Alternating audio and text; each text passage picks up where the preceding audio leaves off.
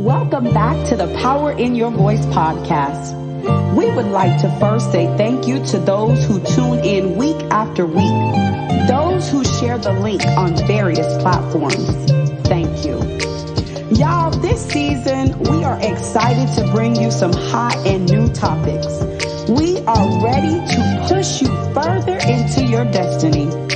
If you feel stuck or even overwhelmed, I want you to tune in and have a mind of expectancy, because we believe that if you challenge it, it will change. Welcome back to the Power in Your Voice. This is Dr. Linda. Challenge it and it will change. Thank you to all of my listeners.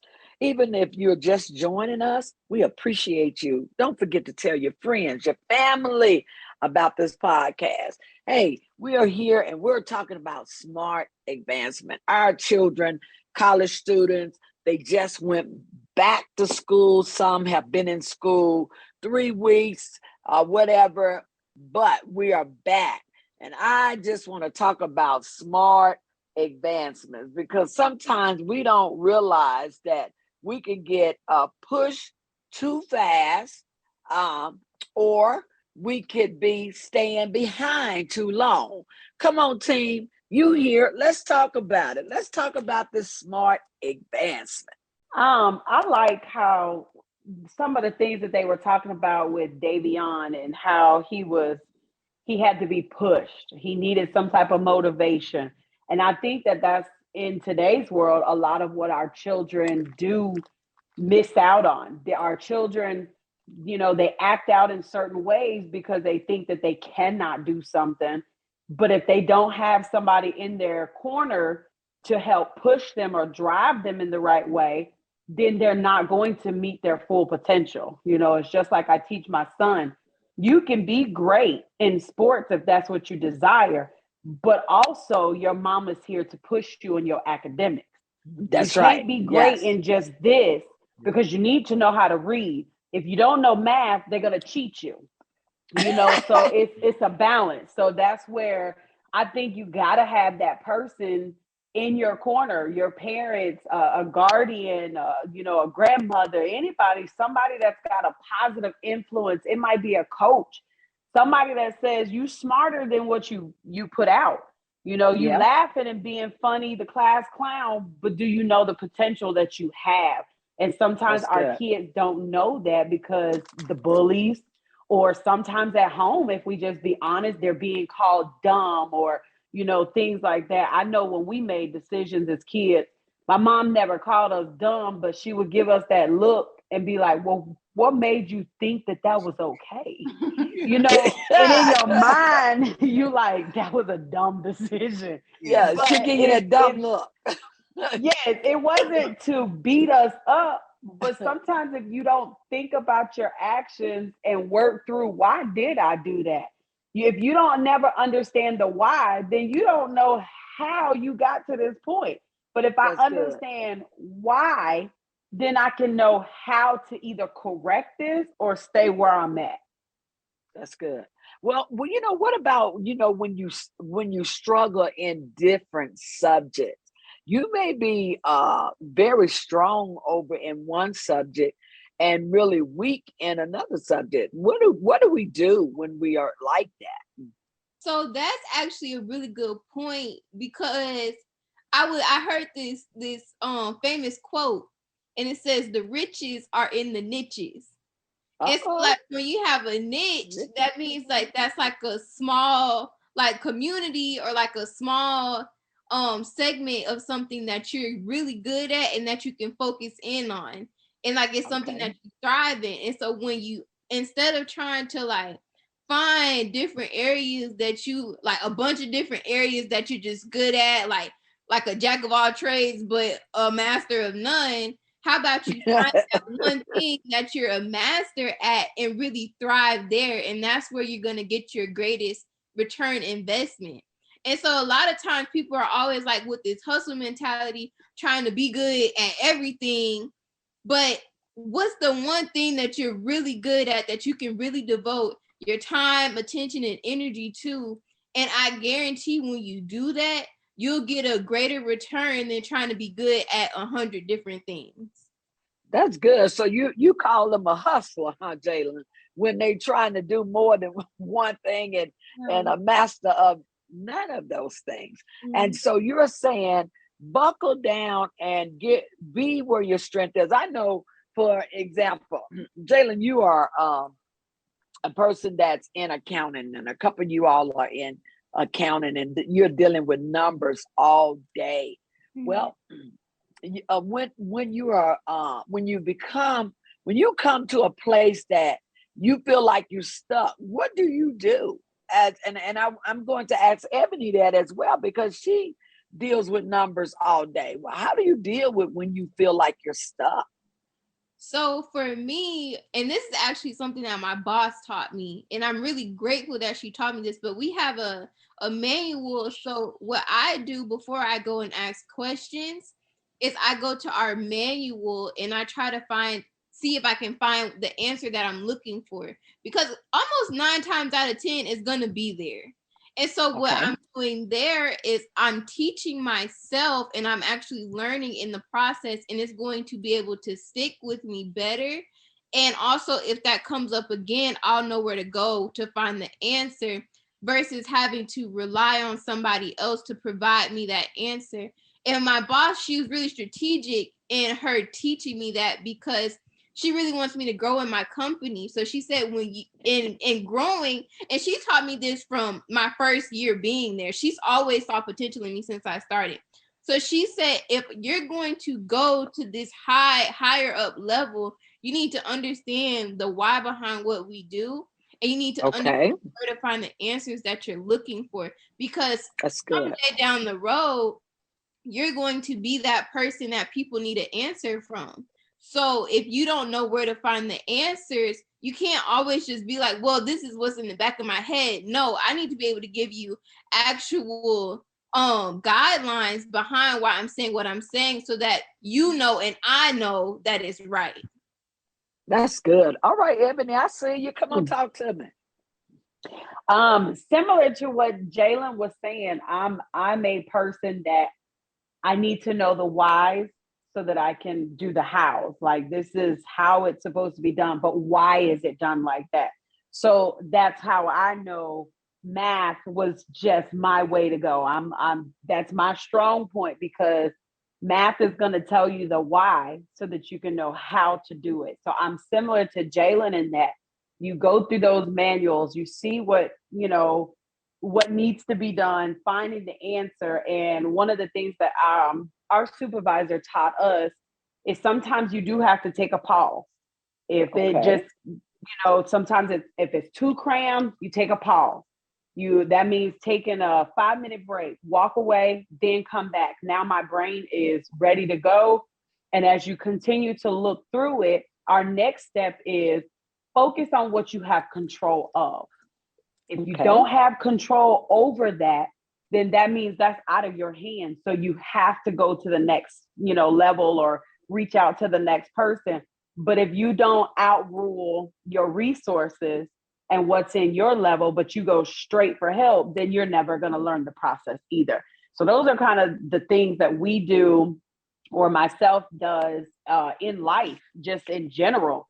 I go, if I need to take a breather, if I can't find the information, after I've tapped out resources, take a second, reset, and then, hey, this is no longer in my control, because what I'm finding is this is not in the resources that you have provided.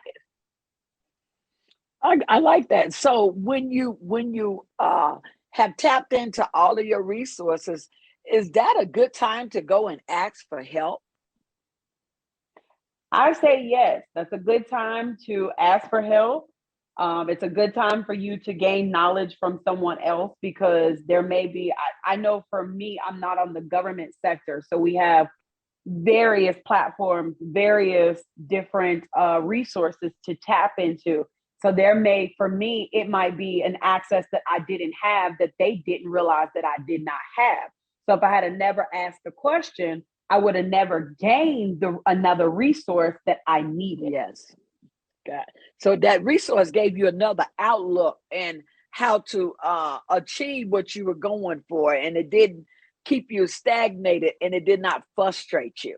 So it's always good to ask for help. Yo, come on, Jada, weigh in on this topic: smart advancement. Okay, y'all. So I've kind of been holding this the whole time because I need to be a little bit more aggressive with tapping in to say something, y'all. But I'd be like listening, then trying to speak, then listen. But anyway, so I kind of was on Jalen's side growing up. Like school was super easy for me. It just came for me quick, y'all. And I wanted to touch on like your identity in all of this because y'all heard in the last podcast when y'all were saying Davion is really smart. Davion always talks about how Jalen was so smart and he'll make jokes about himself and it irritates my soul, y'all, because I'll be like, you're not dumb. He'll be like, Jalen just reads so fast. I read so slow. Or you read so, and I'm like, you're not dumb. Y'all, because it takes me back to my childhood, the smart kid, y'all, quote unquote, the smart kid. My older brother, I remember it to this day, y'all. I had to be like 8. He was like, you school smart, but you street dumb. And it stuck with me, y'all. Oh my God. It stuck with me, y'all. And I wanted to touch on this identity so bad because once he said that, something was in my head like, well, I need to get street smart. And I started trying to get smart in the streets. Almost ruined my life. Oh God. Oh God. It was like, I heard this lady recently that said somebody came with her with an insult and she said, thank you. And she was like, it's all in your perspective, how you take it. Like if you don't take that, then it doesn't become you. And so I just really wanted to talk about that. Like you got to watch what you allow people to project on you and say about you, because if you take that in, you never know how that's going to affect you in the future. And this is like, I'm 25. This is years and years later. And I'm just now figuring out like, I don't need to be street smart. I'm not a drug dealer. I'm not in prison. Like I need wisdom, yes. I want y'all to know it's some smart drug dealers. I don't promote them, but what they got to do with a math book?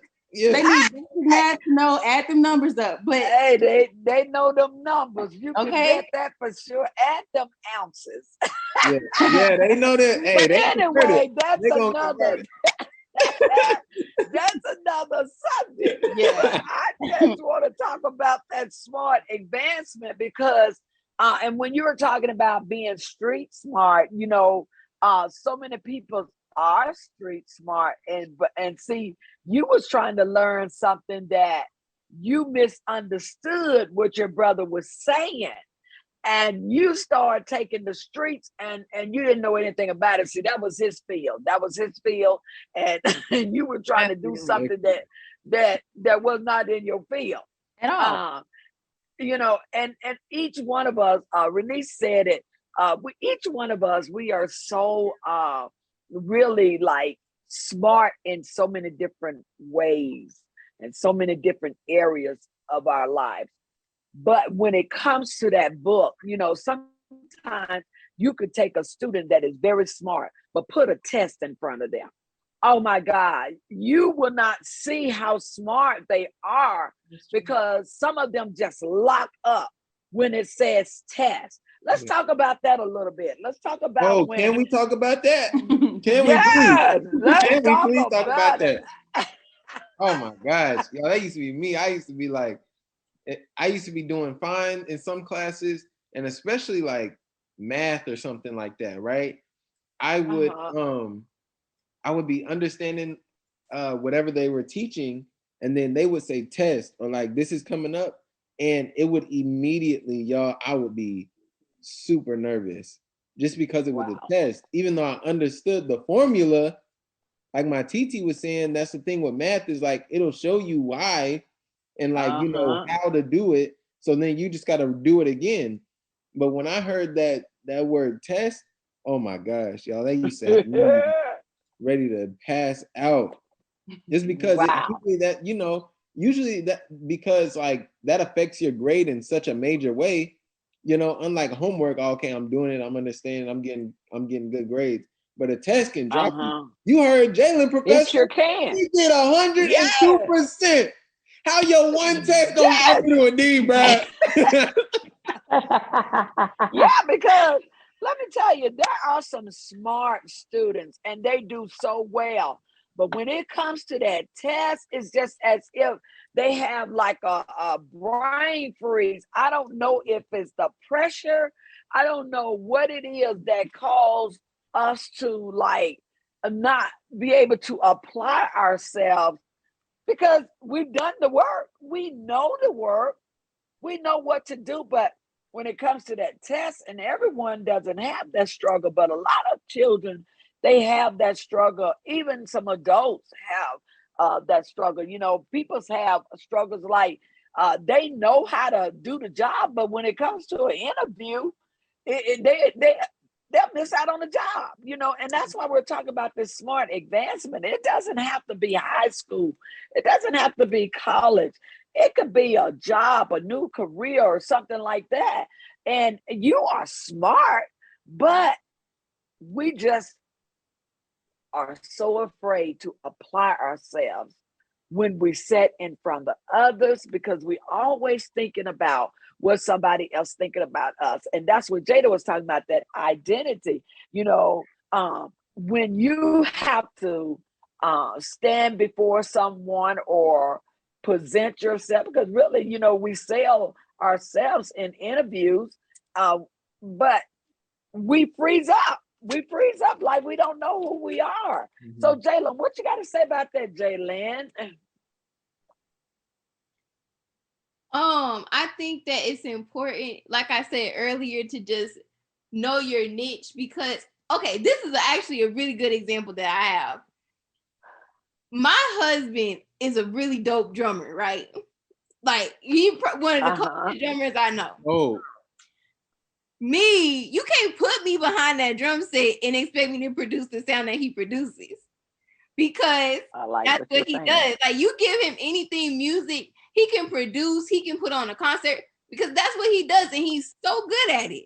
Me, that's not my field. Okay. You give me anything administration, oh, that's where I thrive. Administration is where I thrive. You give me money, you give me administration work, organizing, anything of that sort, that's where I thrive. That's not where my husband thrives. So now we know how to work together as a team because you give him admin work, he's gonna freeze. You put me anywhere in the music sector, I'm gonna freeze. So we have to know where our strengths and our weaknesses are, and we have to learn how to work together so that way I'm not trying to do what you do and you're not trying to do what I do, but we know how to balance each other out and accomplish the same mission. That's good. What you have to say, Ebony? I like that example that she used because that's true. You have to know your strong point. You have to know your weaknesses. And just as Davion was saying, freezing on a test it's a real thing. But I also think about it as a physical test, one that you go through in life. If you don't know how to handle a written test, then how do you handle an actual test in life?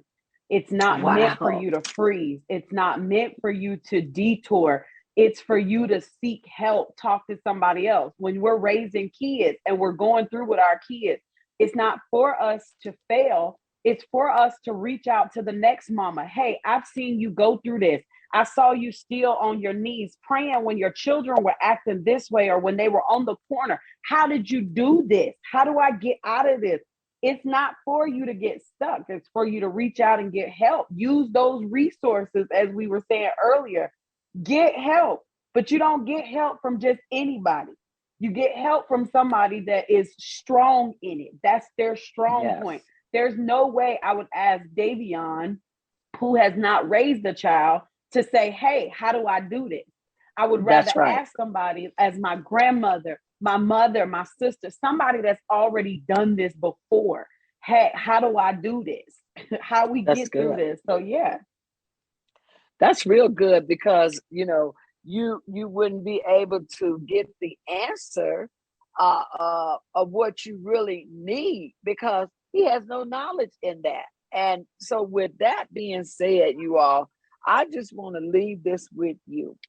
No matter where you are, there is so much greatness on the inside of you. We want it to pour out of you. We will not compare ourselves to others. I heard a pastor say, we don't compare ourselves to people, compare cars, compare food. But when it comes to looking at yourself, I want you to know that you are wonderfully and fearfully made. God took the time to make you who you are. So do not count yourself out because you don't feel like you're strong in this area, but keep putting good out into this world. And guess what? We're going to make it. Until we talk again. Peace out. God bless. Woo! Thank you for tuning in this week. Our prayer is that you be encouraged. Know that life can be hard at times, sometimes even unbearable. But know when we are weak, God is strong. Let's take off the world's expectation of us and ask God, what do you expect of me? We ask that you like, comment, and subscribe. Have a blessed week and see you next week.